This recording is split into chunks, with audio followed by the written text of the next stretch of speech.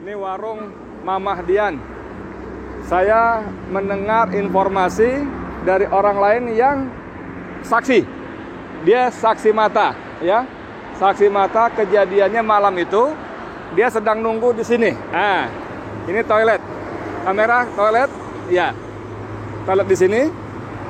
Dia di sini. Jadi menurut dia, orang tadi yang barusan ngobrol saya tadi, saya salat zuhur sebentar, ya. Sekarang jam 14 kurang 13.55. Tadi salat di musola situ. Lalu saya ngobrol, ada yang menjelaskan dia saksi mata. Nah, saksi mata, jadi ada mobil satu dipepet di Palang, maksud dia di Palang. Dan di situ polisi banyak banget. Bahkan kata dia sejak sore jam 6 itu sudah banyak polisi. Saya tanya berapa mobil? Mobilnya 10 mobil lebih, dan 3 diantaranya mobil resmi patroli. Dan itu memang dari sore kata udah banyak polisi. Nah, ini kejadiannya kalau kata dia, begitu dia tunjuk jarak, saya perkirakan dari posisi dia duduk dengan kejadian sekitar 8 meter. Jadi kalau polisi mengatakan ada baku tembak-menembak, sekali lagi si saksi mata tadi yang tidak ingin ditampilkan nama apalagi wajahnya mengatakan cuma 2 kali, tidak ada tembak-tembakan. Dan dia mengatakan bahwa yang menembak adalah polisi. Orang yang di dalam mobil sama sekali tidak membawa senjata karena tidak melakukan tembakan balasan. Jadi langsung dipalang gitu, dari depan nembak pakai laras panjang. Saya tanya, kamu lihatnya pakai pistol apa laras panjang? Laras panjang. Benar, laras panjang. Jadi saudara, begitu ceritanya. Dan dia lihat 2 orang langsung tewas di tempat.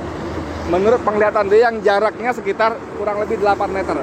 Tadi saya tanya, posisimu di mana? Di situ. Dari duduk kamu dengan peristiwa yang terjadi berapa meter? 10 meter, mobil itu parkir? Oh enggak, sini lagi.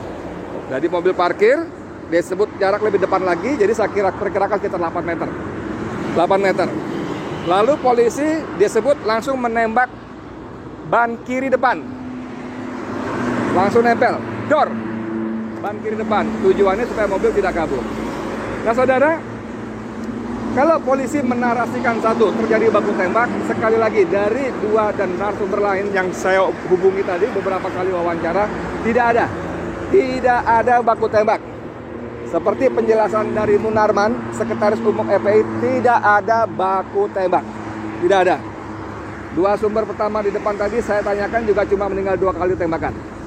Sumber yang dekat lokasi sini, kamera, ya, dia ada di sini, kejadiannya sekitar di sini, juga cuma 2 kali tembakan.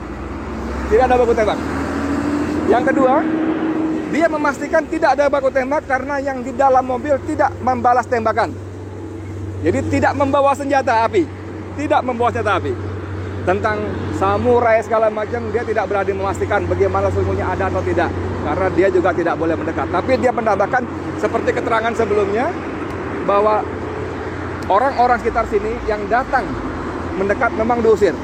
Tidak boleh, menjauh. Ada teroris katanya. Bagaimana kondisi berikutnya? 2 orang ditembak. Lalu kira-kira saya ada datang ambulan. Saya tanya berapa jarak ketika terjadi tembak-menembak dengan ambulan, berapa menit? Setengah jam? Dia bilang ya kira-kira setengah jam. Mungkin ada yang telepon lalu ambulan datang. 2 mayat dibawa keluar, digotong, dibawa pergi ambulan. 4 orang lagi masih hidup, 1 terpinjang-pinjang kakinya.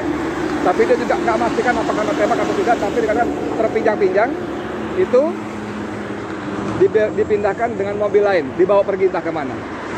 Saudara sekalian, saya Edi Mulyadi dari lokasi kilometer 50 tol Jakarta Cikampek ingin memastikan bagaimana situasi sebenarnya. Apakah benar cerita dari versi polisi yang langsung disampaikan oleh Kapolda Metro Jaya Fadil Imran, atau versi FPI seperti disampaikan oleh Munarman dan Ketua Umum FPI Kiai Sobri Lubis. Walaupun lebih banyak Munarman yang menyampaikan. Jadi dari beberapa kejadian, beberapa keterangan saya sementara ini menyimpulkan bahwa informasi dari polisi tidak akurat. Saya tidak berani bilang bohong, tapi tidak akurat. Karena saya bicara dengan beberapa saksi mengatakan memang tidak ada baku tembak, tidak ada tembak menembak. Dan lagi memang walaupun kejadiannya sudah dini hari, ini jalur ini ramai. Selalu ada saja mobil yang lewat. Dan seperti banyak kita temukan dalam grup-grup WA di media sosial, tidak ada garis polisi. Tidak ada garis polisi seperti yang diceritakan oleh narasumber saya tadi. Tidak ada garis polisi. Yang ada polisi yang mengusir orang-orang datang. Tidak ada garis polisi, tidak ada apa istilahnya olah TKP dan sebagainya, tidak ada. Tidak ada. Saudara sekalian, apa sesungguhnya terjadi? Sekarang kita baca bagaimana Komnas HAM dan berbagai lembaga-lembaga yang concern dengan hukum dan HAM, hak asasi manusia, sudah mulai bersuara. Ini diduga kuat ada abuse of power, ada penyimpangan kekuasaan, ya. Jadi ada abuse power dan sudah banyak suara-suara yang menuntut dibentuknya tim pencari fakta, tim mencari fakta yang independen, yang bebas dari intervensi kekuasaan. Kita bagaimana tunggu berikutnya, mudah-mudahan Allah semakin buka lagi. Allah buka lagi bagaimana kekuasaan sudah digunakan untuk hal-hal yang tidak pada tempatnya. Karena kalau dikuntit, harusnya yang menguntit itu tidak ketahuan, harusnya. Tapi ini kalau mereka menguntit, malah yang ada terjadi pembantaian, pembunuhan. Jadi tidak menguntit lagi. Lagi kalau orang Balang mengatakan, para ahli hukum, atas dasar apa Habib dikuntit? Kejahatan apa? Ini kan cuma dituduh melakukan pelanggaran protokol dan sudah membayar denda, ya kan?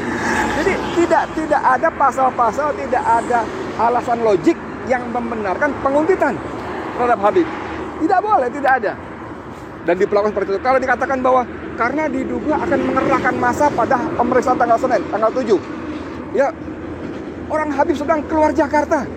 Ini posisi kilometer 50 dari Jakarta menuju Cikampek. Ya, dari Jakarta menuju, itu artinya keluar Jakarta.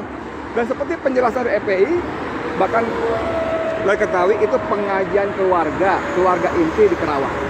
Ya, kita tunggu, semoga Allah bukakan lagi pintu-pintu kebohongan yang dibangun dari satu kebohongan yang lain. Sekian dari saya, Edi Mulyadi, untuk Forum News Network. Assalamualaikum warahmatullahi wabarakatuh.